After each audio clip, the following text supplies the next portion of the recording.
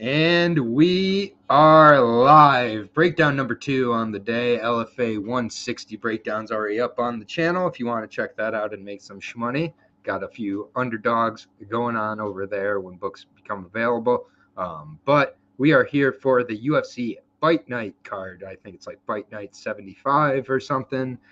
750 from the UFC Apex again, obviously, because it's the UFC now. Jared, the UFC, the last remaining believers that COVID is still really, really going. Well, I guess Bellator too. I don't know if you saw Bellator's virtual stare down today with Nemkov and Yoel Romero. The crystals speak to Jared. Yeah, and the crystals speak to Jared. Yeah, Jared Cannonier, Marvin Vettori, really good main event. Honestly, a really good card.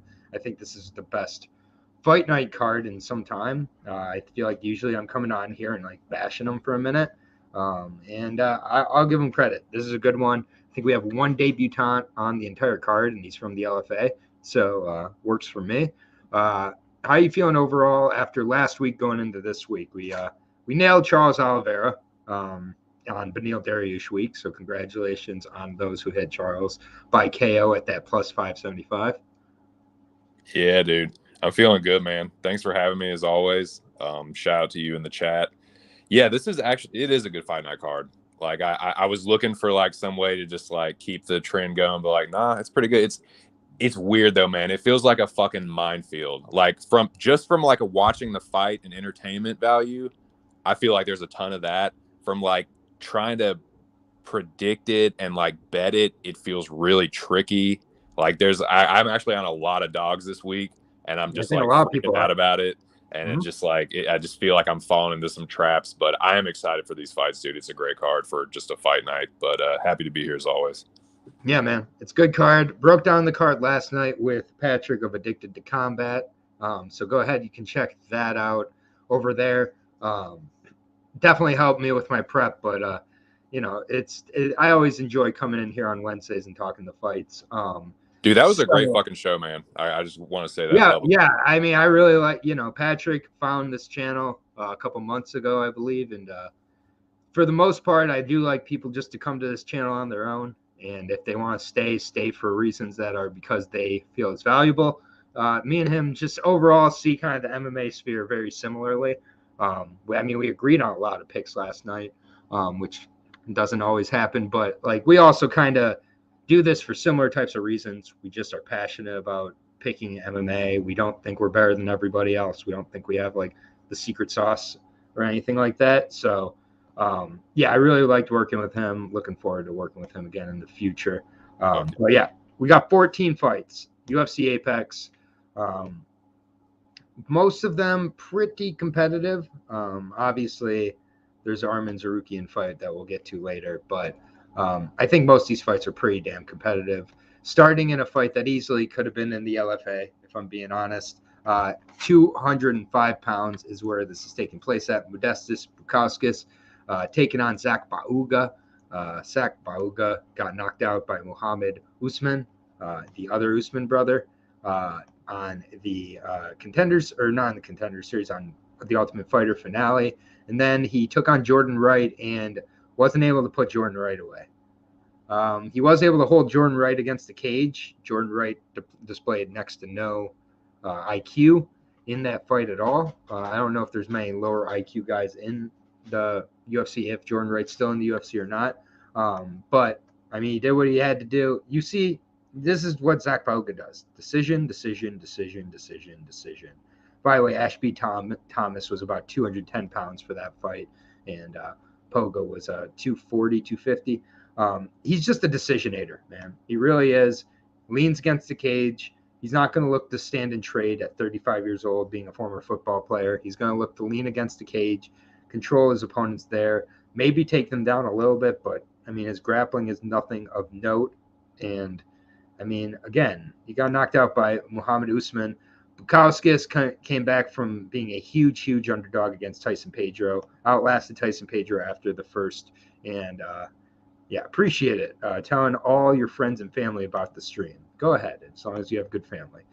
But 3 straight wins for Bukauskas over pretty decent competition, if I'm being honest, over with Cage Warriors, Lee Chadwick and Chuck Campbell. and he just schooled Chuck Campbell badly in that fight. Looks to be very confident coming into this one. Good with the movement, good at keeping his back off the cage for the most part. However, he doesn't have a lot of showings against grapplers or against guys who want to grapple, if you want to call Pahuga that. Bukauskas, I think, could have some trouble in the smaller octagon. It does keep me from wanting to parlay or really play anything with Bukauskas, but Bukauskas really should get the decision here. He's so much better on the feet, honestly, where the fight's going to take place for the most part. He just can't get lazy, get his back up against the cage where Pahuga can use the strength and lean, but I like Bukauskas here. I don't like any bets on him, and probably wins a decision, but you got knocked out by Muhammad Usman, so anything's possible. Dude, this is so fucked up, but this is my main event. I actually have a friendly wager going into this one with your friend and mine, Zach Johnson. Oh, the guy who only shows up to this channel when you're on? Shout out to the guy who only shows up to Aaron the Dog's channel when just my 2 cents is on, and he says I'm obsessed with you. So yeah, this is my main event. I am fucking strangely confident in Bukauskas here. That's really weird to say. What even is Pahuga? I don't really. Football, he's this is what I said on the show last night with Patrick. I said he's a plus level Jonathan Patti. Yeah, and I'm on Bukauskas here. He does have Hold on 1 second. 2 cents. Were you here for the LFA breakdown 20 minutes ago? Yes. Oh, you. So 2 cents is always here. Exactly. So this is what I'm confused about, Zach. I don't see you ever except when 2 cents is here. So 2 cents is not always here. He wasn't here for the LFA breakdown that was earlier. Didn't see you here, Zach. So I'm just saying. Maybe a little projection going on with the obsession of 2 cents. Sure, I'm obsessed with 2 cents, but not Zach level obsession of 2 cents. Go ahead, carry on, sir. No, it's all good. What's up, Zach? So yeah, man, I hope you're ready for this one. So the things that have traditionally given Bukauskas problems, I don't think Pahuga presents that threat. I can see Bukauskas getting held up against the cage for a little bit, but I just think he will have the bigger moments in the rounds. On the feet, if they're standing at range, Pahuga, there's a chance Bukauskas could knock him out. That's how he gets most of his wins. The thing that troubles me about, or that has troubled me in the past about Modestas, is his low volume, but that's in striking matches, or if he's up against a heavy-handed dude like Roundtree or even Crute. But that's not Zach Pahuga. I think I was looking at some of the lines. Bukauskas by knockout is plus 275. I don't know. That feels a little greedy. Modestas will probably just win a decision, land a few shots here and there. I'm not Bukauskas to win, but by decision even money? Oh man, yeah. I'm just not interested in I've got pretty much the biggest wager that I can think of on it, and that's all I'm interested in. So yeah, best of luck, Zach. That's enough time on Zach Pahuga and Modestas Bukauskas. Right. If we keep this up, we're gonna be here until midnight. So we gotta cut it off on the Zach Pahuga, and I might not change what Nora Ashe is saying here for the rest of the time. I'm obsessed with 2 cents. I don't know who isn't obsessed with 2 cents. So honestly, we've seen the chat. It gets up into almost double digits. Stop it now, you gonna make me blush. I'm just saying. I saw it I saw a tenner in there. Yeah, Bukauskas currently approaching that minus 200 range, minus 195 currently on DraftKings, plus 165 on Pahuga. The under 2.5 is at plus 150. So if you're really, but again, why would you cover Pahuga for any sort of finishing? Minus 185 on the over 2.5. So yeah, this fight most likely going the distance. For a bad fight, it's not a terrible fight, if that makes any sense. Right. It's just I just don't. At least it's the first fight of the night. So Yeah. yeah, Pahuga decision. Obviously, if you're betting Pahuga decision. He doesn't have the ability to finish anybody who's not Ashby Thomas. Which Oh man, if Power wins a decision, it is going to be such a fucking stinker.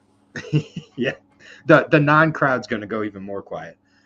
Next fight, this is an interesting fight. This is one that maybe we look back at next week and we're like, wow, that was the real trap of the week. Because I think there is a couple candidates for that. I'll mention the other one I definitely feel is a trap, and I might be picking both traps. So what does that say about me?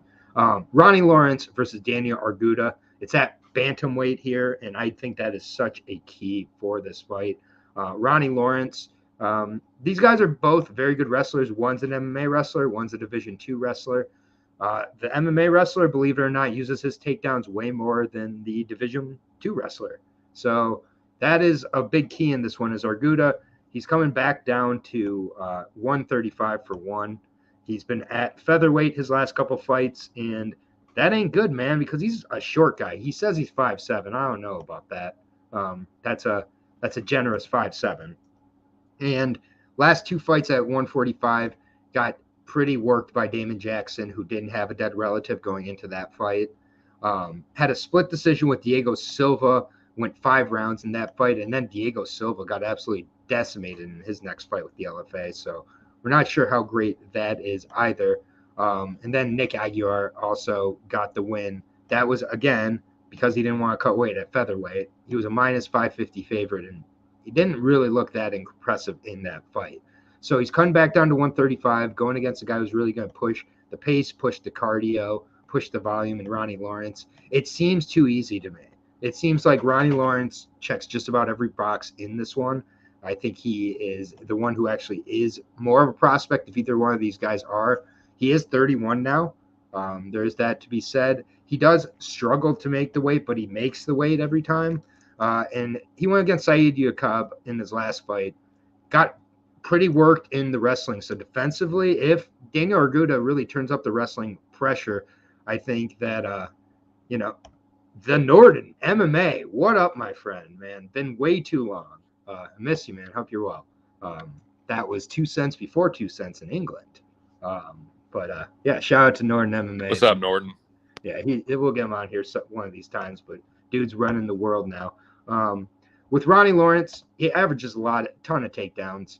And for Arguda to win this fight, I think he's got to up his wrestling pace to a pace that he's not going to be able to keep, especially at 135. I think that with Arguda, he does have, kind of some surprising power as well. So that is one thing, but Ronnie Lawrence ain't been finished. He went against Steve Garcia when Steve Garcia was making 135 as well. Which is hard to ever imagine. Ronnie Lawrence, it seems too good to be true though for me. So I am a little bit hesitant. He's in the Zhongli parlay though. I just think this is a very, very positive matchup for Ronnie. He's not even minus 200 yet. He's a lower favorite than Bukauskas, which I don't agree with. Minus 190, it's parlayable for me. This one most likely goes the over, but the under at plus 205 is kind of crazy because I do think Arguda could, I don't think Arguda can win a decision against Ronnie most likely. I think Arguda gets a finish. So, and Lawrence, does have some kind of surprising striking and might come out here and finish. So the under 2.5 at plus 205 isn't terrible either. Yeah, I gotta go with Ronnie Lawrence here. I want to pick him by finish, but I'm going to go decision. So I got back-to-back decisions to start the night. Dude, this fight scares me because I feel like I'm falling into a fucking trap too, but I'm on the other side. And I'm someone that I've never been high on Ronnie Lawrence. I've always just felt like people have been trying to hype him up to me, and I just that Jote Johnson fight was pretty wild, dude. It's not that he's bad.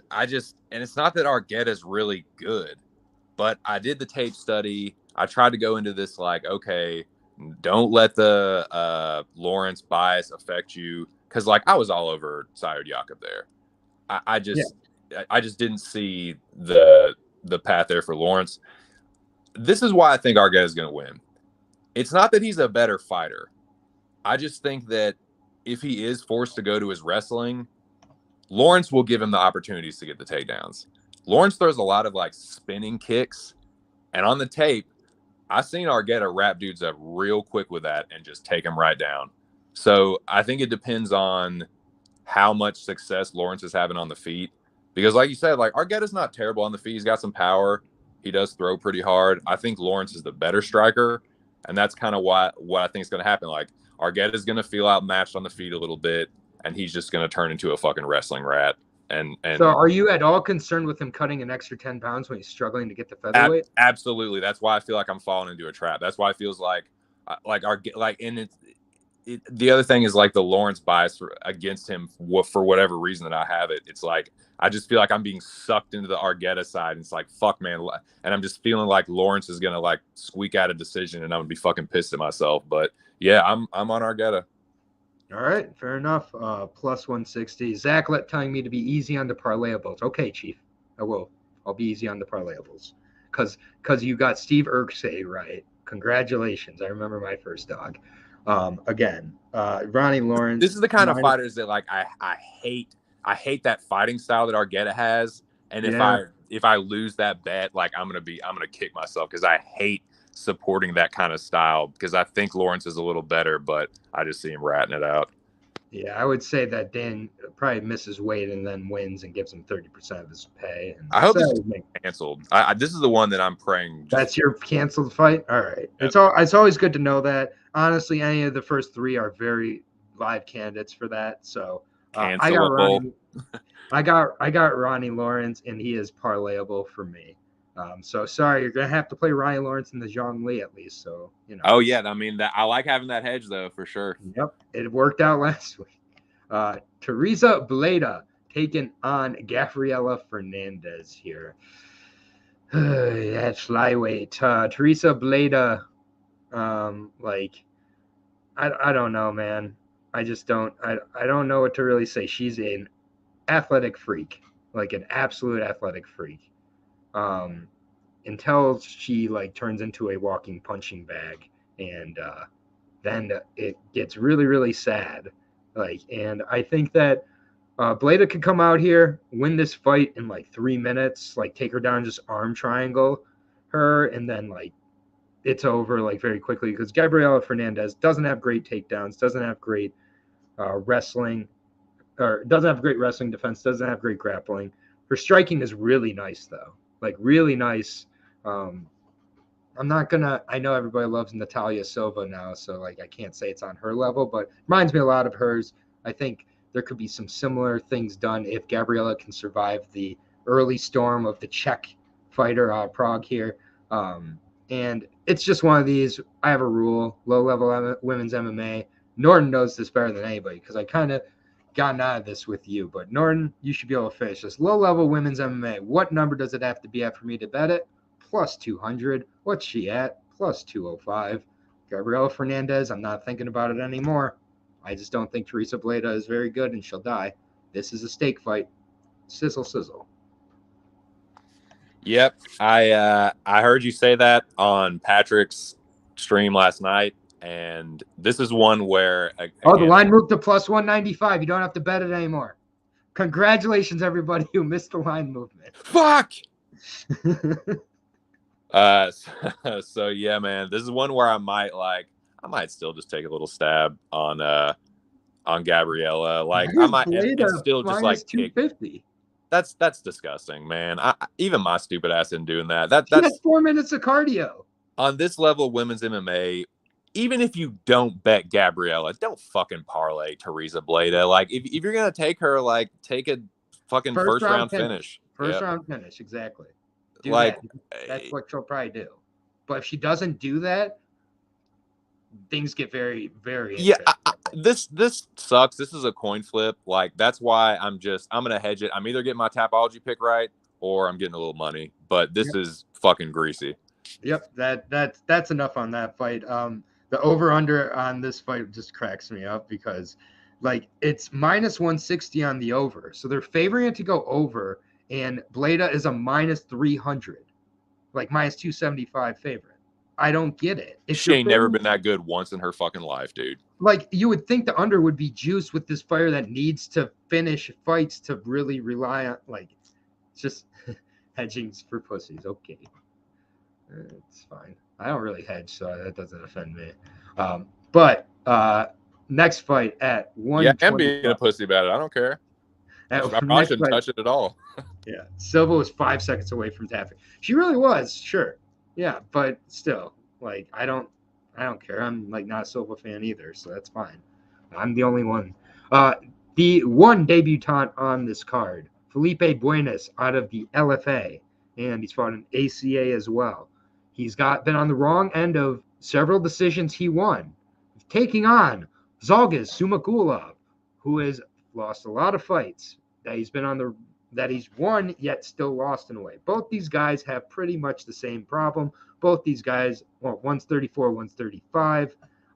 Buenas is the taller and longer fighter. Zhalgas Zako Zumagulov, 14-8. Unfortunately, could have a much better record the last 3 fights. He got knocked out by Kopp, but the split decision against Molina, split decision against Charles Johnson, arguably won both those fights. I don't know. Like, I went back and watched those again. I still had Charles Johnson. I went back and watched those again. Still had Jeff Molina. I'm sorry.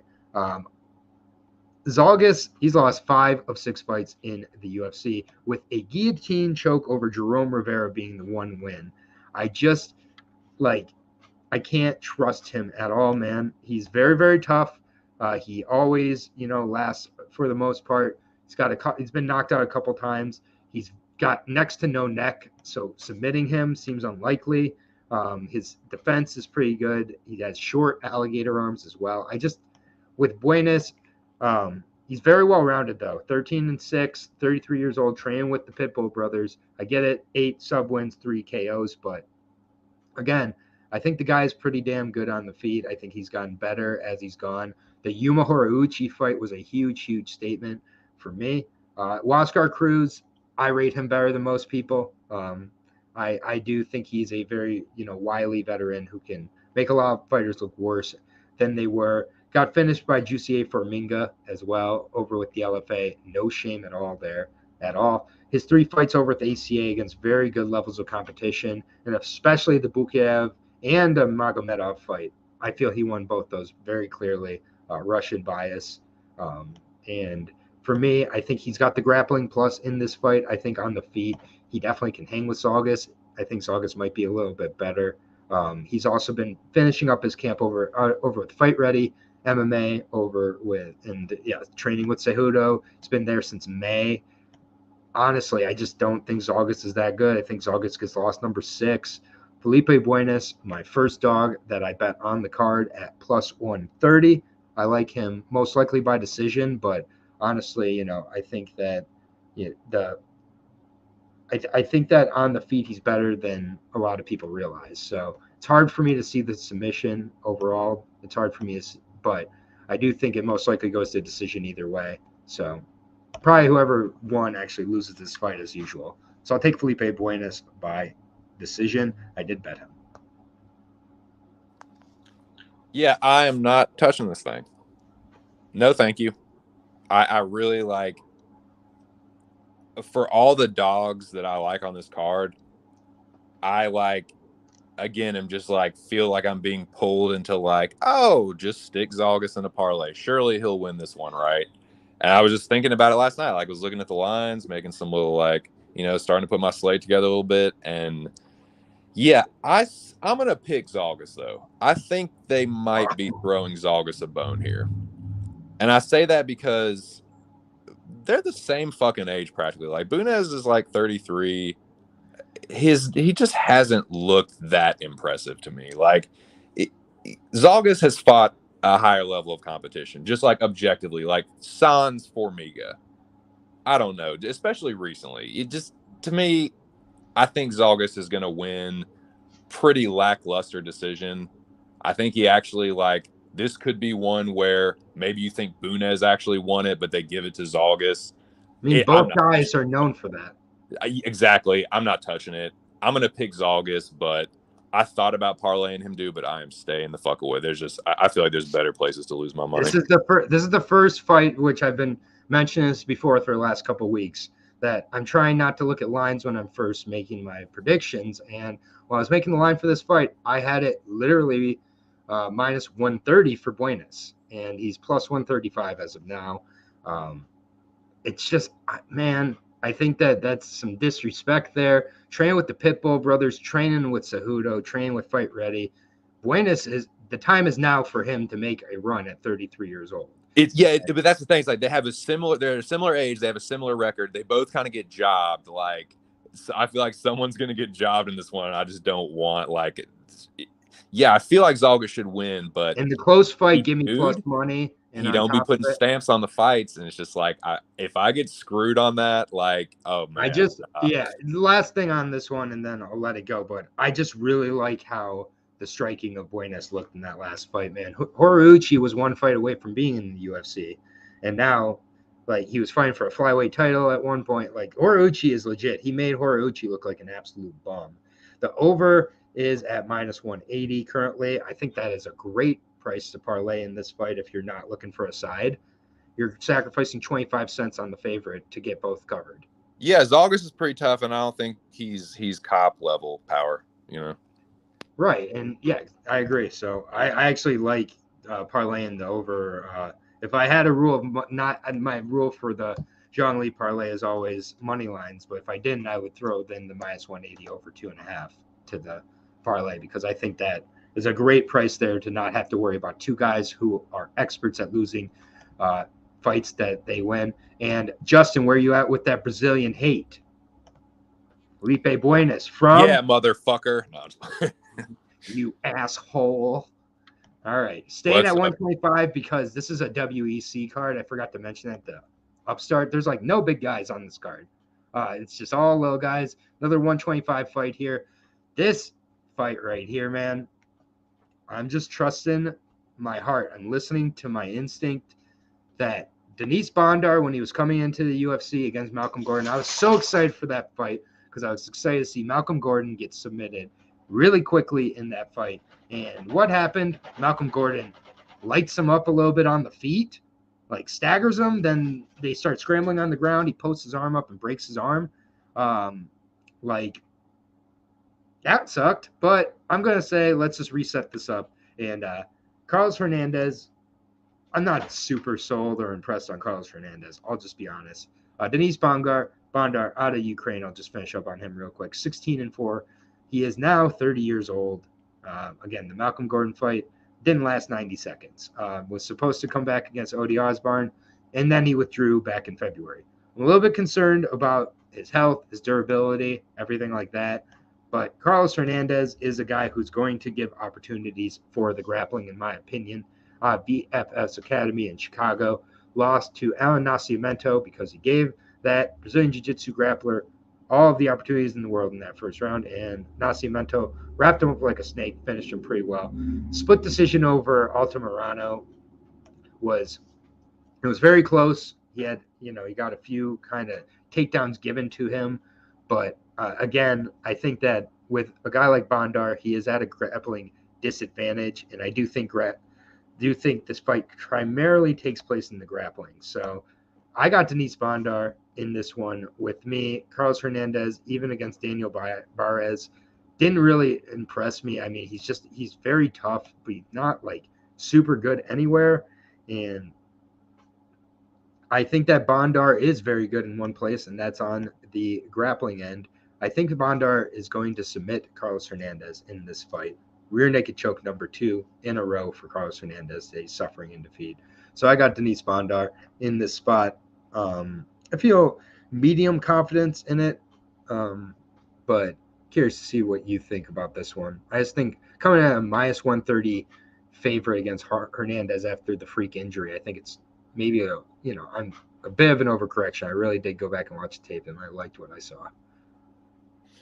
Yeah, I'm on Baby Bondar here. I'm hoping that he shored up his calcium deficiency or whatever the fuck that was.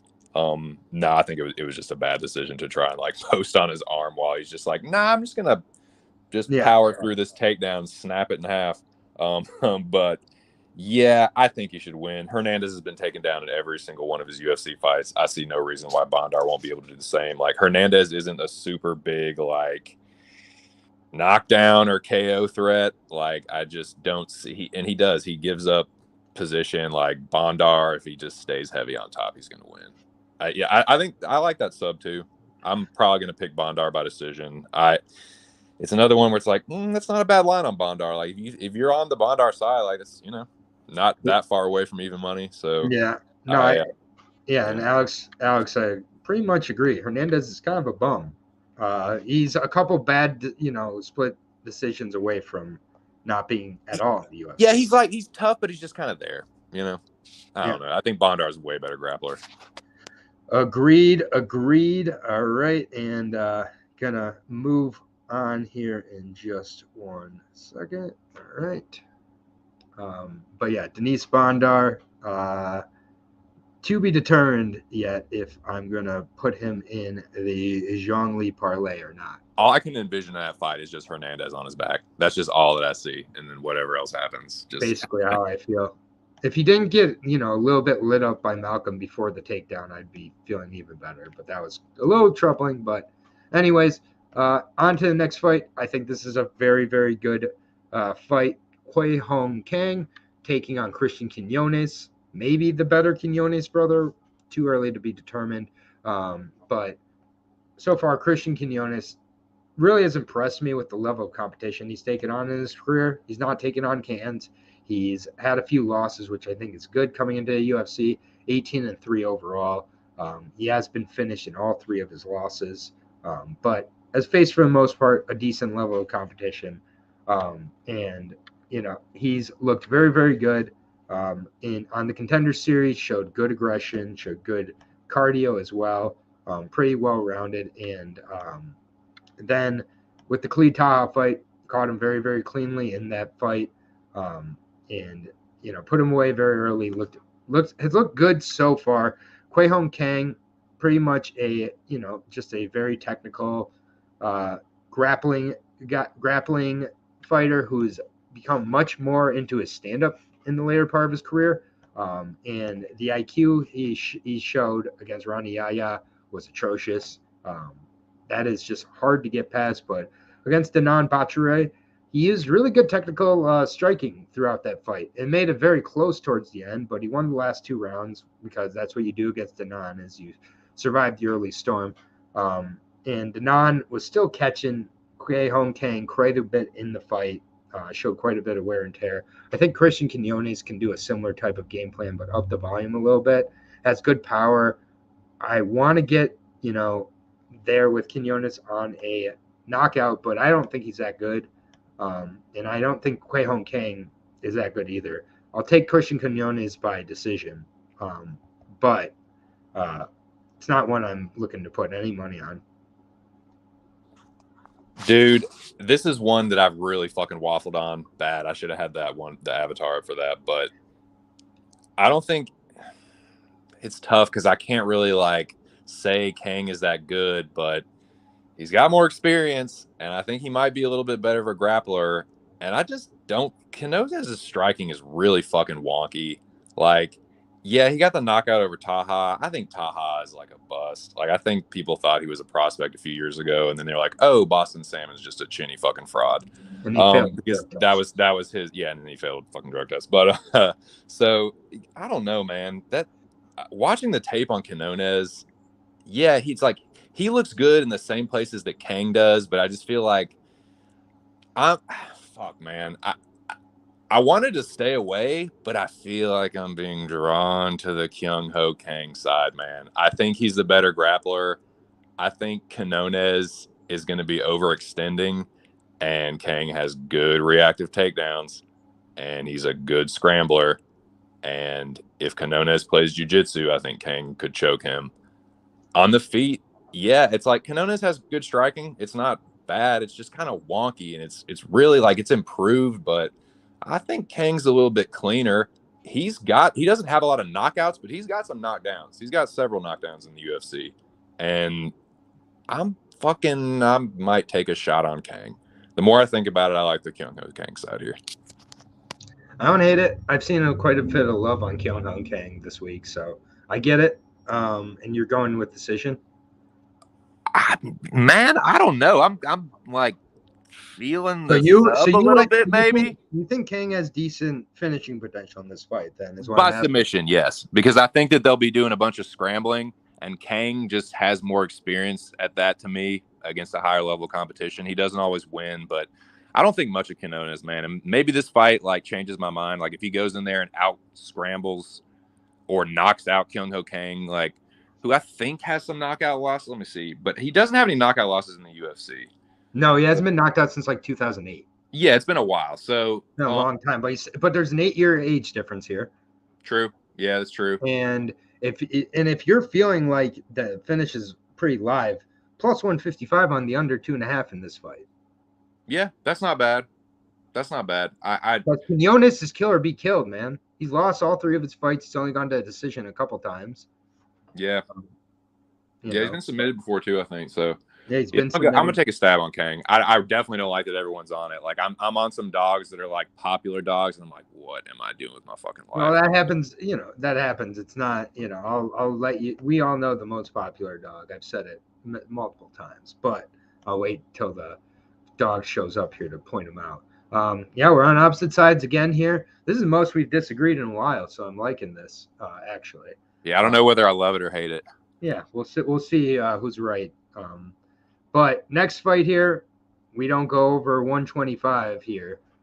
Jimmy Flick, Alessandro Costa. Oh man, this is a weird fight. If I'm being honest, I've watched I think all of Alessandro Costa's tape multiple times now. He's very, very good. 27 years old, 3 KOs, 6 subs, 3 decisions, and he's been knocked out in 2 of his losses, and he's lost by decision, never been submitted. Here's the thing. You go back and watch him on the Contender Series, for example. That was a fight. He was a very, very large favorite. He was expected to go in there and take care of the undefeated fighter a lot better than he did. It went to a split decision. You saw him very early on in the fight. Kind of put all his eggs into finishing his opponent, and it didn't work out too well for him. But he did get the split, went over to Lux, finished his opponent in 12 seconds. That is best case scenario for him. Was also a 6-4 old man named Carlos Gomez. Then he came in and he gets uppercutted by Amir Albazi and put away. I'm sorry. I know Amir Albazi is up there now. He's very, very good. That is troublesome to me. First of all, with how that chin is, because he's been knocked out by a 3-3 fighter, and now he's been knocked out by a grappler. Very good fighter though. But you go back and you watch his decisions because they are on Fight Pass. They're with Lux. Diego Ortiz and Luis Sorozano had a lot of success early on, and had to kind of just he was willing to hang on guard by the 3rd round. The aggression dissipates as the gas tank starts to go away. At times, he did have a 3rd round finish against Kike Gonzalez, but again, Kike Gonzalez was more done than he was in that fight. Otherwise, he's very dangerous early on, but he's much more dangerous with the grappling and the stand-up. He's good, and Jimmy Flick's been knocked out 6 times. That's how you beat Jimmy Flick, literally. But he can grapple and scrimp, I think, with even a black belt like Costa. So for me, this fight, I think that it's going to be Costa by decision, man. I just have a weird feeling. I don't think Alessandro Costa is this lethal striker he's being painted out to be. And I think that the grappling can be pretty close. The thing is, Jimmy Flick, 16-6, and he's been to a decision a total of 3 times. So that's the bump against here. But at the same point, Costa has shown when he's against higher levels of competition, not necessarily elite, like on the Contender Series, he is willing to coast at times. So I'm taking a shot on the over here just because I think that the over-under is way out of line here. Plus 185 over 2.5 covers the end when maybe Jimmy Flick can throw up a miracle sub, or maybe Costa ends up getting some ground and pound going or something. But I really think that this could go to a decision. And when a flyweight fight between 2 guys I don't consider high level is this juiced on the over, I'm going to take a shot on it. So that's my pick for so because of that, Alessandro Costa by decision. I am on Costa as well, but Zach, are you listening to me? Listen up, Zach Johnson. I am going to tail your fucking ass on this pick, dude, and this bet. I like Costa by knockout. I don't think it's necessarily going to be on the feet. I actually think it's going to be a ground and pound. He has a few of those, and Flick doesn't have a good chin. He's going to try some fucking flying triangle or something, and then just go on his back when he gets slammed or whatever. I just think Costa's going to be stronger, better striker. He's a skilled jiu-jitsu practitioner himself. I don't think that – I mean, Jimmy Flick's good. He's definitely good. Like, I know that he can submit other high-level jiu-jitsu guys, but I just think the danger from Costa is what, Jimmy Flick falls victim to usually, and what Costa, how he usually loses, that has never been Jimmy Flick. So yeah, I like Costa. I mean, I don't hate that decision. I think that's greasy. Definitely a possibility. Like if Flick is constantly like Costa's done it before, man, against like, guys worse than Flick. Yeah. Like if he's like, constantly throwing shit up, making Costa defend. A win's a win. Yeah. Like there's a certain point where you get exhausted fighting and scrambling with a guy like Jimmy Flick also. And even if he's winning, the thing with Flick is like he's been knocked out 6 times. He's been knocked out 6 times, and he retired and came back. So it's like you got retired and wrote a biography that no one read. This ain't triple cringe coming back. This is fucking Jimmy Flick. It's like, come on, man. I don't know what the fuck is going on with him, but I'm just saying. Sounds like he just needs to check. I'm just saying he survives. That's all I'm saying. I still got Costa. We agree. No, I don't hate that. Yeah, like it's a little bit of a gamble, but I'm going to take a shot. Minus 260 on Costa overall, plus 220 on Mr. Flick. There was a time where I would have dreamed for a Jimmy Flick line like that. I would have jumped on it. All right, this fight right here, I don't know, man. I got a bad feeling about this one. I hope if it's Costa early, that's ideal, man. If it gets to the first, second round, third round, you're going to start getting a little nervous. But Raoni Barcelos against Miles Johns, man, I have a bad feeling about this one. I don't know what to really think about Raoni Barcelos at this point. I get it. It was Umar Nurmagomedov, but when has Umar Nurmagomedov looked that lethal? Like, that was, like, very troubling. And I get it. It was the first knockout of Raoni's career. But, Miles Johns throws deceptive power. When he gets into his range, he can really connect with taller opponents because he likes to throw a lot of hooks and overhand type of strikes. I think that he's improved his cardio a lot. I think Miles Johns got kind of ridden off a little bit too early here, man. And I think that this is one that last night I went with Raoni Barcelos on Pat's show. You know what? I'm going to make a little switcheroo here, man. I like Miles Johns. I like that he's still 29 years old. He's still getting better. Looked really improved after that John Castaneda fight as well. And the striking overall, his knockout of Anderson dos Santos was really, really impressive. I know that Barcelos is much better. But even how he looked against Vince Morales, I think that he looked much more composed, well-rounded. People forget that he beat Adrian Yanez back in the day with the LFA. He's a good guy. He's been, finished in his 2 fights. Raoni Barcelos, he's just aging very rapidly to me. He's the 36 years old, I think, is really starting to show. The Victor Henry fight was a bad look. Lost a majority decision to Timur Valiev. If you remember that fight as well, that was all sorts of fucked up, and really, I think that Raoni should have lost that fight. Timur Valiev is not good. So I think Miles Johns has finishing potential here. It'll be interesting to see how Barcelos responds to the KO as well, which was only 5 months ago. It was it was 5 months ago, and it was pretty bad. So I just think that Miles is the side with this line. I don't know if I'm going to get there or not on the bet, but I got Miles Johns, and I got Miles Johns by KO, round 2. I like the switch there, man. I think it's wide. I think the line is wide. I don't think I am not parlaying no fucking Howney Barcelos. I'm gonna pick him. I think Umar is better than people give him credit for. No, I'm not saying he's not good. I'm just saying he's not lethal. I mean, that's fair. That had been fair up until that point. And Barcelos is tough. So I think that says something. But I mean, I hear you with like him aging and like at some point, like the tread. I mean, the tread's starting to show a little bit. I don't hate the John side. I'm passing. There's no way I parlay Howney. The line's a little bit too wide. I'm going to pick him. I think he bounces back here. I don't think Miles Johns is quite on the level of Umar. Like Howney Barcelos, really the bad loss is Valiev. I think Victor Henry's pretty good. Like I don't think he's incredible. I think he got overhyped. He got punched 400 times by Victor Henry. Yeah, no, yeah, and you take that with you.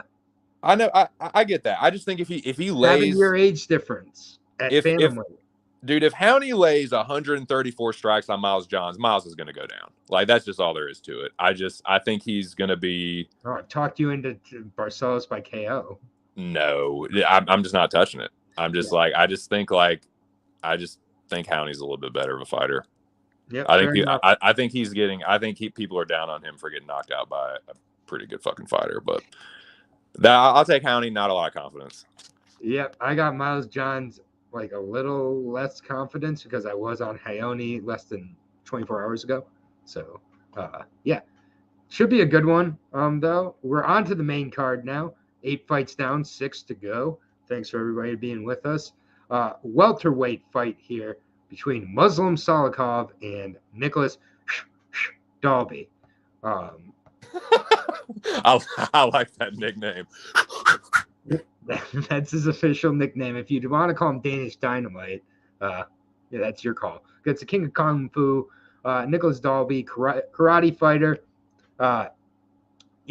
Jack Attack was making fun of a particular fight earlier, and then he had the nerves to bring up Nicholas Dalby, and him being non-lethal is another level of non-lethality.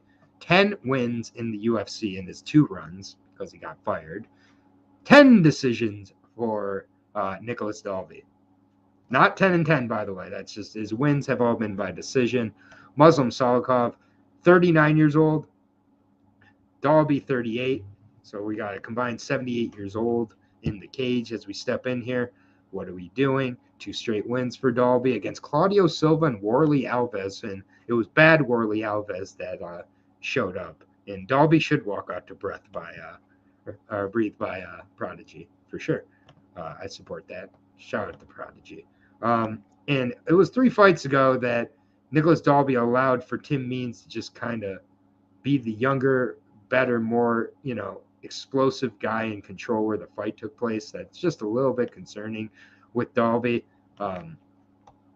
Muslim Salikov is pictured from the set of Raging Bull here. Really, really cool. I forgot he was in there. But, apparently trains on Nova Union. I didn't know that. But knocked out Andre Fiallo pretty badly after just beating him up for, the duration of that fight. But Andre Fiallo has next to no defense at all when it comes to striking. He just doesn't believe in it. And other than that, honestly, Muslim Salikov had a decision win over Zaleski that I don't think he won. And his best win would be Francisco Trinaldo, I guess. And it's just one of these things. I don't know, man. This is a fight that I just feel like Muslim's not going to throw enough. And it's going to be about the power shots of Muslim against the volume and breathing of Nicholas Dalby. Split decision all over it. Nicholas Dalby split decision for me, but this is a gross one. I like that split, man. Can I switch my fight that I want to be canceled the most? Because I'm just thinking about it like, God damn it, can this one please fall away? Yeah.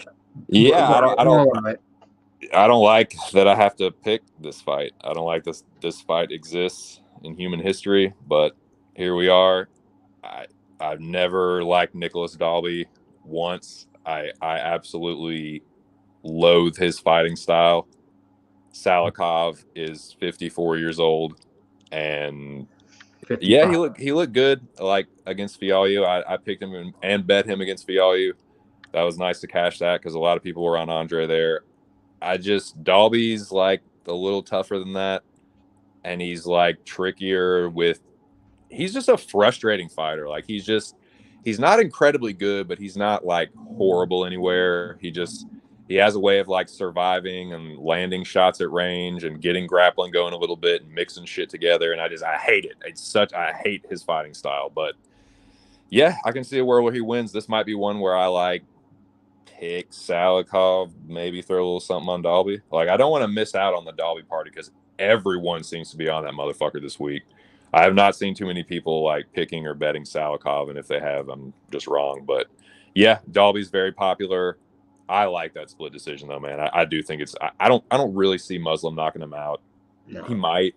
He definitely is the heavier handed striker and probably the better striker, but no, I hate it. Please fall away.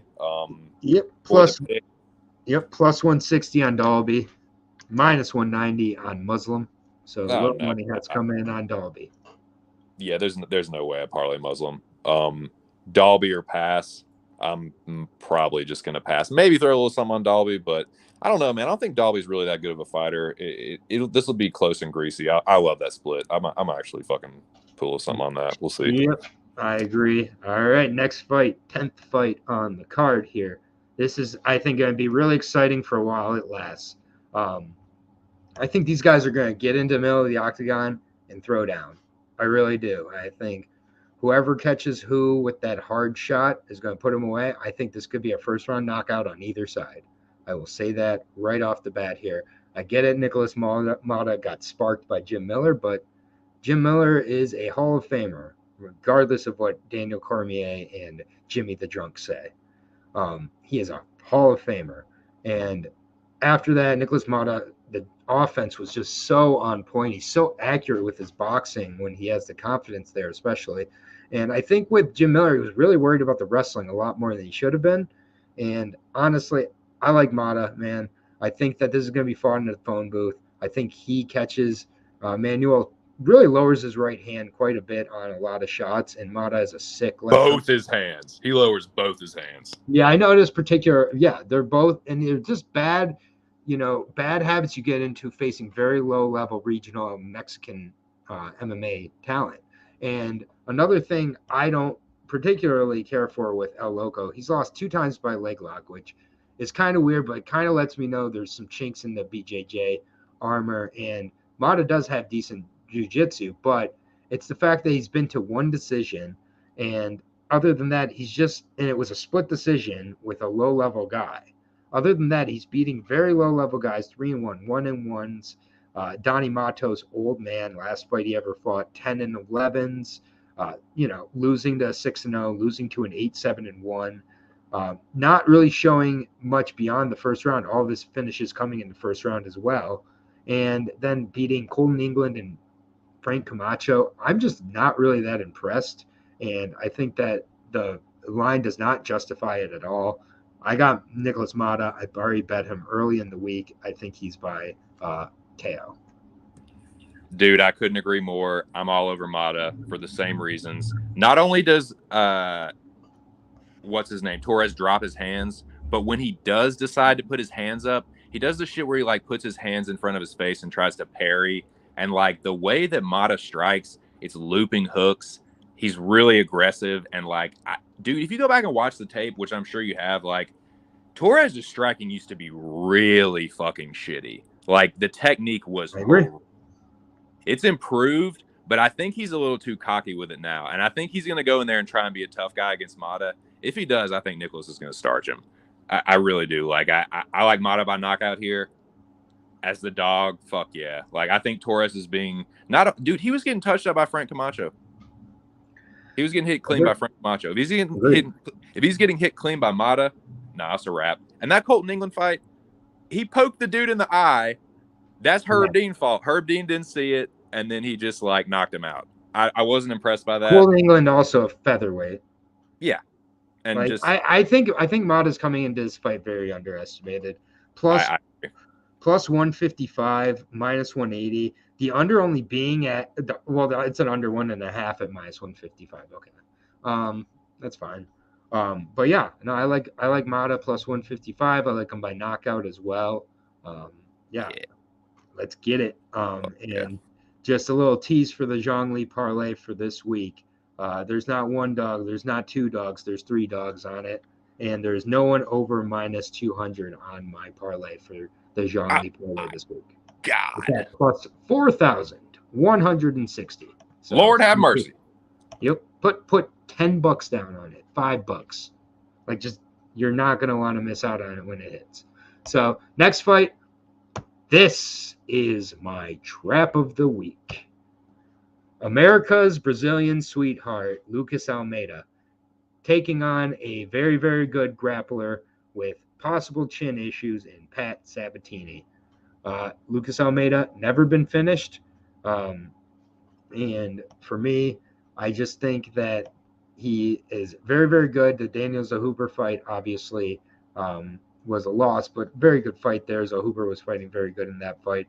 Dude's a finisher, 7 KOs, 7 subs, and I just like this guy's killer instinct. He's very, very skilled. The way he looked against Mike Trizano throughout that fight, man, he was not relenting, and Trizano was coming off a really good win himself in that fight. So it was a confident Trizano. I just really do like Almeida's overall game. I think that his takedown defense is good. His get-up game is good. I think he throws really good knees. I think that Sabatini might telegraph some takedowns as this fight goes on or even early. And I see him catching them similar to Gravely, similar to a lot of Sabatini's other opponents. And I frankly rate the striking of Lucas Almeida a little bit better. So, yeah, for me, superior striker on the ground. Obviously, he's going to have some issues, but this could end up being a very close fight, similar to maybe the Tristan Conley type of performance. So I could see Sabatini being able to sustain some good grappling, but honestly, I like Almeida to keep this fight where he wants it and to win the war overall and get a KO. So give me Mr. Almeida. I feel like he's everybody's dog this week. And I got him by KO. Let's just run it back, dude. I'm on the same shit. I taped this fight fairly extensively.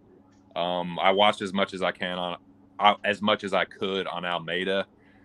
So to me, this fight really comes down to where the takedown attempts from Pat Sabatini take place. I'll just cover the grappling side of it real quick.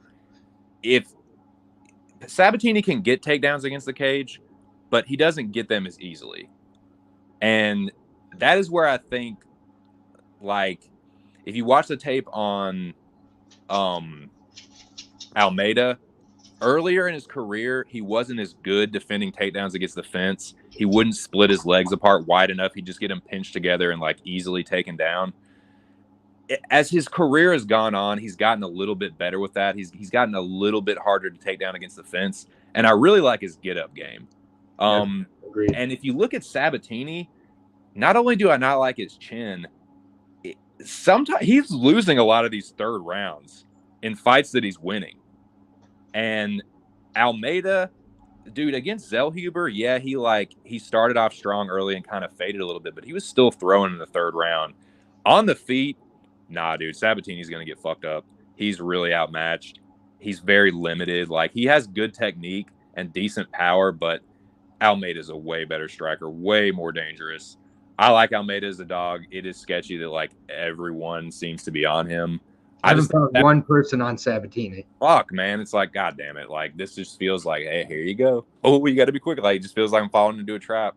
Yep. But, yeah, I like Almeida by knockout. I think overall he's a better fighter. I think Sabatini's been a little overhyped. And, yeah, I like, even if he does get taken down, like I said, he has a good sprawl, too. If Sabatini telegraphs takedowns in the middle of the cage, he's going to get sprawled on very easily. He does have good reactive takedowns, though. So if Almeida over swings, he could get taken down. But, yeah, overall, if he's trying to get against the fence, I think he's going to struggle a little bit more. And Almeida will be able to either frame or, like, turn him off the fence and get it back to the feet. Where I'd like to see him knock him out. I think he probably does. I like it, man. I like it. Plus 170 now on Almeida, which is a hell of a price. Nice. Yeah, and I think he gets it inside the distance as well. So Money must have come in on Sabatini a little bit, huh? well, yeah, sharp money's coming on Sabatini. So there is Nice. that. Maybe Sabatini reminds everybody that grappling still matters, but I'm going with Almeida here, man. So maybe we both look foolish with the rest of MMA Twitter, apparently. Next fight. This is a fight that I really, really like, especially for Christian Leroy Duncan. I'm a huge Christian Leroy Duncan believer. If Norton MMA was still in the chat, he would be chiming in right now. I know that he's a huge fan of the 27-year-old out of England here, taking on Armen Petrosyan. I don't think Armen Petrosyan's very good, man. I went back and watched his knockout from before the UFC as well against a very low-level opponent, Hassan Yousefi, and you can't tell me that Christian Leroy Duncan can't replicate that, for one, or use the grappling like both Gregory Rodriguez and Kyle Bajalo did. I think that he can, actually. He's very good with the grappling, especially in IMMAF, which is a very high-level amateur organization. It's actually paid amateurs over in Europe. So though he essentially has a lot more professional bouts than the 6 on his record. So that's one thing people don't quite, or the 8 on his record, thing people don't get. Armen also didn't do anything super impressive against a super athlete in AJ Dobson. And he's facing another super athlete who I think is just much better in Christian Leroy Duncan. Dude's got very, very good striking as well, much more powerful. And he will exploit the grappling when he has to win a fight very, very quickly. The Justin Moore fight did not need to mess with the stand-up at all. Justin Moore had been submitted, I believe, 4 times prior to that. Took him down very quickly, rear naked choked him in 2 minutes. I do believe he can do a similar type of thing to Armen Petrosyan because I think he's strong enough to get the takedowns. He's got good technique as well, and he's got good submission. So I think a lot of people are looking into the knockout here. It would not surprise me if Christian Leroy Duncan won by submission in this spot, and I do think it will probably be a juicy, juicy number. I think either way, I like Christian Leroy Duncan. I like him quite a bit here. I think he can win by KO. I think he can win a decision. I think he can win by submission. Beating Will Curry twice, is nothing. This news at Will Curry will be on the Contender Series eventually. Just absolutely decimated Dejan Milan, who was trying to do takedowns from the very get-go. Timed that flying knee perfectly. Just has very sick power. The Dusko fight, he would have shown a lot more of himself in that fight. I think we're getting a break on the price here at minus 145. He's my favorite on the card. Christian Leroy Duncan all day long here for me. And I think he's going to get the submission personally. I think he's going to fight this fight very smart and get a first-round sub. But I think the KO is very live as well. I like him inside the distance. Dude, I tell you what, I had half a mind to come in here just like guns a-blazing with a real spicy like hot take. But because of the great respect I have for you, I'm just going to keep this as factual as I possibly can. Mm-hmm. I'm on the other side here. This is the thing about Armen Petrosyan for me. I was probably a little too high on Armen coming into the UFC, overrating him a little bit. My temperature has cooled on him somewhat, but I also think he gets a little overhated. I think people give him a little bit too tough of a time for having a close fight with RoboCop. He won or lost. It was close. Like, to say that RoboCop dominated that fight is to argue in bad faith, because he didn't. He got wobbled several times in it. I think Petrosyan has, for some reason, people are just like, nah, he went to decision against AJ Dobson and he couldn't finish RoboCop, so he has no power. Like, nah, he has just as much, if not more, one-punch power than Christian Leroy Duncan to me. Leroy Duncan is dangerous in, like, the clinch with elbows. He's dangerous with, like, wild spinning hook kicks. He ain't hitting that shit on Armen Petrosyan. I'm sorry. Like, Armen Petrosyan is the better striker. You might disagree. Other people might disagree. But did you see that Yousefi knockout? Yeah. I've also seen, like, Christian Leroy Duncan fight nobody that strikes like Armen. Who's a better striker that Christian Leroy Duncan's fought? Nobody. Nobody. That's why he's going to take him down and submit him. He's intelligent. Armin This is Petrosian. my whole point about people don't understand what is coming to the UFC yet because the Dusko fight didn't happen, basically. You all don't know yet. He's so okay. So he is going to take him down immediately and sub him in 3 minutes. That's how I see this fight going. Okay, so this is how I see this fight going. I agree, Petrosian. I think that Duncan agrees with you. Petrosian's very good on the feet. That's my whole point. So Petrosian doesn't have terrible takedown defense, and he's got a really fucking good get-up game. And I'm sorry, dude. I've seen your boy Christian Leroy Duncan put in some really fucking bad spots, grappling-wise. Like, you learn from him. Those are amateur fights. Okay, no, not in amateur fights. Pro fights, Cage Warrior fights. Yeah. When? Like, not too long ago against, what's the fuck? What is this dude's name? No, against Milan? No, Kyle McClurkin. Oh, Kyle McClurkin had your boy in a world of trouble in the first round. Took him down, got on top, smashing him, almost choked him out. Like, I think your boy's a little overrated. I think your boy's a little overrated. Go watch the Kyle McClurkin fight. He was fucking your boy up. I think the dude's a little overrated. I think Armin is a little overhated.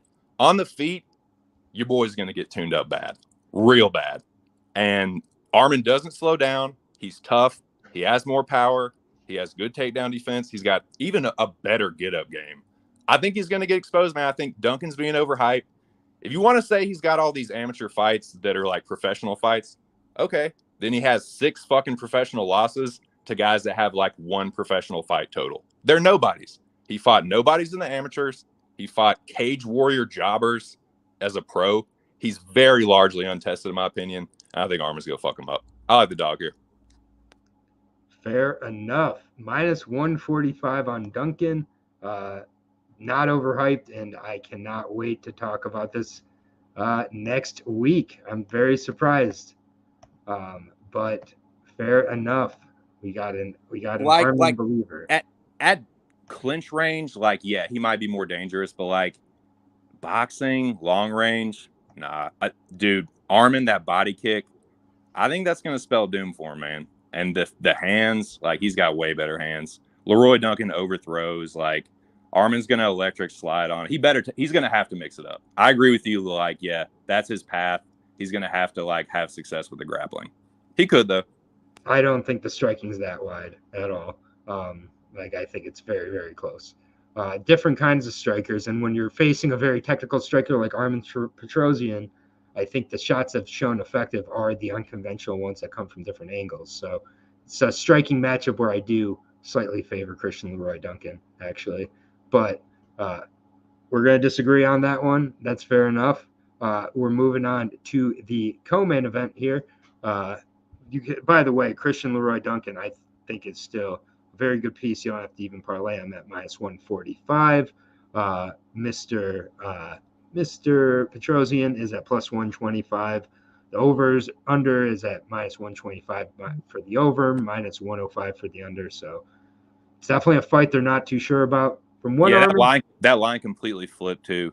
Like Duncan opened as the dog and like has now been bet up to a decent, like a slight favorite. Yep. And I wish I could have gotten him at the dog price, but wasn't early on that one. Next fight in it's just like with Duncan, another thing, just a little X factor. His entire pro career has been in Cage Warriors, so that's not bad either. And I don't mind losses early on, pro or amateur. So if you want but either way, Petrosian has a loss to a can. Duncan has a few losses to cans. Kyle McClurkin will not be mentioned anymore. Armin Sarukian taking on Joaquim Silva because somebody had to fight Armin Sarukian. I'll be honest, I said this last night. Armin Sarukian's winning this fight. Probably getting it finished, but I think that, at times he's played with his food a bit and even gone to decisions against not great opponents. So I'm gambling on a couple juiced overs on this card. One of them needs to hit, but the money has come in on this over since I bet it. I got it at plus 150. The over 1.5 now plus 125. So low money has come in on it, but I like the over 1.5 at plus money here. I think Sarukian wins as well, obviously. So probably gets a finish inside of 2 rounds. But I'm gonna take a shot at the over 1.5. Hopefully, he just has the dominant decisions. Like, I don't care. He's number 45. I just had to win. Yeah, I don't mind that at all. Like, Armin can kind of play with his food sometimes, and I don't know. I guess it just depends on how Silva fights. Like, if Silva comes out guns blazing, blows his load, I think Armin probably finish him. I'm probably gonna pick Armin decision. Like, there's no way I could get on the Silva side. Like, if he fucking bonks him, like, just clips him out of nowhere, like, whatever. Like, it's probably, I don't even know what the Silva knockout is, but like, I think that he ain't winning no fucking decision against Armin Sarukian. Even if Armin gets hurt, if he doesn't get sparked out, like, he's gonna get the takedown, take him down, like, probably smash him off the like. I could see ground and pound, or submission. Like, but it's like, that's the thing. It's like, I could see any path potentially, but like, that money line is just so fucking prohibitive. I don't mind that over. What you said, you're looking at the over 1.5. Yep. Nice. I like that. Plus 125. I like that. Yeah. And he's minus 1,050. Yeah, especially if Silva has success early in the first round, he's probably trying to get Sarukian out of there and almost certainly blows his load. So yeah, goes over. Sarukian starts to like work the takedowns halfway through the second round. Towards the second round, I can see him getting the finish, and that would cover you. Yep, fair enough. And good news. One of the Zhang Li parlay members just went up by 10. So someone bet the other side. So thank you very much there. Just got the odds a little bit better. Main event time. We got the sloth himself, Marvin, the Italian Dream Vettori, taking on the Vanilla Killer Gorilla, Jared Cannonier. I just had like a stroke there. I'm not sure what happened. But it's a good fight. 5 rounds here. For who's the 3rd best middleweight, right? Would this be for, or 4th best middleweight? Right. Basically, these guys have lost to the same people. They eventually had to fight each other. There is a nearly 10-year age difference between the two of them. 29 for Vettori. Jared Cannonier, now 39 years old, 16-6 overall. But since switching up to middleweight, pretty good run. Had the wins over David Branch, knocked him out pretty cleanly in that one. Kicked Anderson Silva's leg off. Congratulations, when he was old. Knocked out Jack Hermanson. Then lost the decision to Robert Whitaker. And tell me if that sounds familiar in a minute. Kelvin Gastelum had a good decision there. Derek Brunson got the knockout. But, that's Derek Brunson, who definitely is at the tail end, in my opinion. Went against Israel Adesanya. He had some decent moments, but never was really in the fight, in my opinion. Sean Strickland, split decision in his last time out. I don't really know what a Sean Strickland fight, what it means, but Sean Strickland, he fights similar to Vettori in some ways with the pressure and the volume of the striking. So it was good to see Cannonier be able to handle that. It was a split decision. Roman Dolidze probably should have been at least a split decision. Very close fight with Vettori. Dolidze did rock him a few times as well, so that gives me some concern. But I think for the most part, Vettori's just going to be steady with the boxing and the pressure. I think he's got a cardio advantage as well in this fight. And,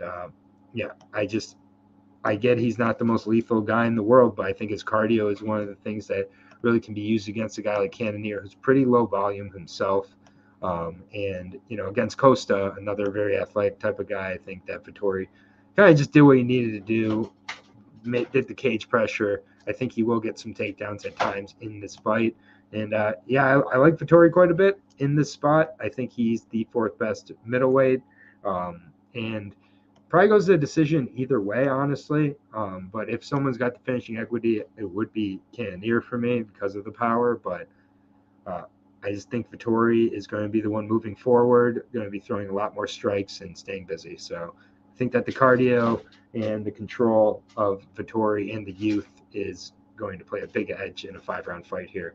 Could be another split candidate, to be honest with you. But I do like Vettori. Hey, you guys. It is definitely still sloth season to me. I've kind of had this view now for a while about Vettori that he's like, other than the champion and like Whitaker, Yep, it's him. Like Cannonier, their fighting styles aren't like very similar at all, but like their kind of careers lately have been like they're only losing to like the very best. They have like wins over similar opponents like Hermanson. Cannonier finished him. Vettori did drop him though, and he took him down more. Like I think Vittori's not only does his like does I think he has it's not like Cannonier has bad cardio, but like Vettori has good cardio and a good pace. Like Cannonier has thrown over 100 strikes like once or twice. Maybe Vittori's done it like 3 or 4 times. I think he works a little bit higher clip. Cannonier probably hits harder, but Vittori's tough. Like even if he gets wobbled, he gonna hit that takedown. Like Cannonier doesn't have like it's not terrible takedown defense. It's improved, but like Vittori's one of the better wrestlers. I think if he really tries to grapple, I think he can get him against Cannonier. Like pretty much, and I know that this is going to kind of be contrary to what's been happening to him, but like, I'm sorry, Father Time is like every passing day, the fight is getting easier for Marvin Vettori. He's pretty much in his prime right now. And you can say, oh, well, Cannonier is too. Like, look at how he's fighting. Like, yeah. In another fight like this, though, like Vettori's a better grappler than Strickland. You might say that Strickland like is more busy with the boxing, but like Vettori is busy with the striking too. He throws a lot of leg kicks. Cannonier is going to be trying to march him down. Like Vettori, unless you are an elite striker, it's hard to march Vettori down. He's usually the one that's going to be the Terminator. If he's mixing in the grappling too, I think that'll kind of have like Cannonier second guessing and just getting behind on the strike. So yeah, I like Vettori decision. Yeah, man. I absolutely love it, and I do think that Cannonier's power has started to dissipate at middleweight as he's tried to acclimate his body more and more to the weight. He looks much more slimmer now. I think his cardio has gotten significantly better, and he's even gotten a little quicker. But I do think the power has been sacrificed as he's had to adjust fully to this weight class at 39 years old. Like I know people are like picking. It's not like I don't understand the Cannonier side at all, and like it's not like he doesn't have any path to victory. I just think a 5-round decision against a dude that's known for like the pace and like the wrestling and all that. Like that's kind of a tough ask. And like a guy like Kelvin, Kelvin likes to hang in the pocket and just box and be a tough guy. Like Vettori is kind of a lug, but he does move in and out a little bit more, and he's a little bit more like defensively responsible than Kelvin. Kelvin likes to brawl. Vettori is like a little bit more intelligent of a brawler, as crazy as that sounds, because he is a fucking, galoot. But yeah, I think he gets it done. I agree. Minus 115 on Marvin, minus 105 on Jared. It's kind of stayed there at this point. A lot of money does come in on Cannonier though, but I love me some Vettori, man. I like him. You have your opinions on my boy Christian Leroy Duncan, but I really like him as well. So the Zhongli parlay has been updated a little bit. I did some shifting around. It's a 5,119 plus money parlay here on money line only. Put $5 on it, $10. I put 20 on it myself.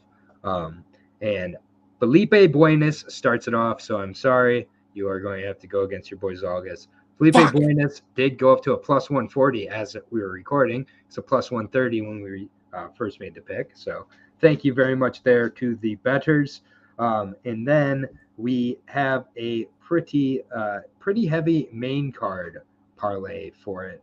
We're going to start out with Nicholas Mata, plus 155. I think we pretty much covered that pretty well. We got Lucas Almeida, plus 170. As you know, America is all on him. Sorry, you're going to have to bet Christian Leroy Duncan because minus 145, he's in the Zhongli parlay. I'll bite the bullet for the Zhongli. My favorite on the card. And then completing it, we got the Marvin Vettori minus 115. And that gets you to a plus 5,119 on the Zhang Li parlay. So if nothing else, put $5 on it, call it a day there with the Zhang Li. But that's going to do it for the UFC Fight Night 75 breakdown card. 14 fights. Hopefully they all stay on there. I think this is the most disagreements you and I have had since we've started recording, to be honest. And I actually appreciate that. I completely disagree with you on the Christian Leroy Duncan fight, though. So good luck to everybody out there on every other fight. But Christian Leroy Duncan needs to bring it home now. What are your thoughts? Well, first of all, thank you very much as always for having me on here. This is truly one of the highlights of my week. I know I say that. I've been saying that recently, but I truly mean it. Shout out to you in the chat. Best of luck, everyone.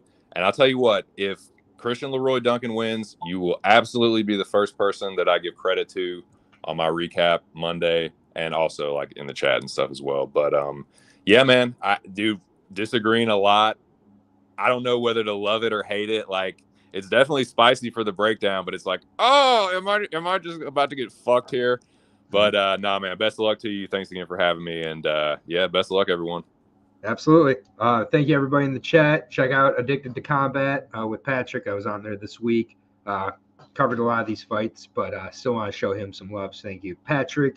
And check out Just My 2 Cents with his weigh-in show on Friday.